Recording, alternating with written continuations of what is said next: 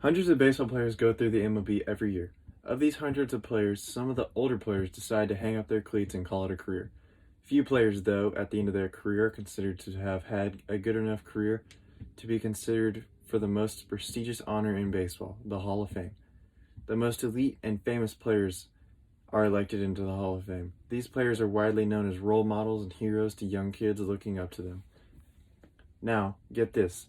There have been players from years ago to fairly recently who have been a generational, once-in-a-lifetime talent and are destined to be first ballot Hall of Famers. But there is one exception. These athletes tainted their careers with performance-enhancing drugs. This is a huge deal because athletes who have worked their entire lives relying on just hard work and dedication are being rivaled for the records they have set by players who have been aided by steroids to help them gain an edge. This has been a very heated debate since the first player got busted for steroids. Personally, I do not believe that they belong anywhere near the Hall of Fame. I think that if you decided to do that and you knew it was a bad and it would end with consequences, then you don't belong.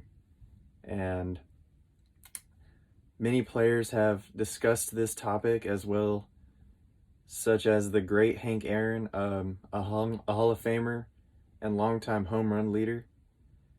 But in the early 2000s, a player named Barry Bonds broke Hank Aaron's home run record, which still stands today, while he was heavily using steroids. Bonds is one of the most highly talked about steroid users in regards if he should be in the Hall of Fame or not, because he is in fact the home run leader and has a plethora of many other records.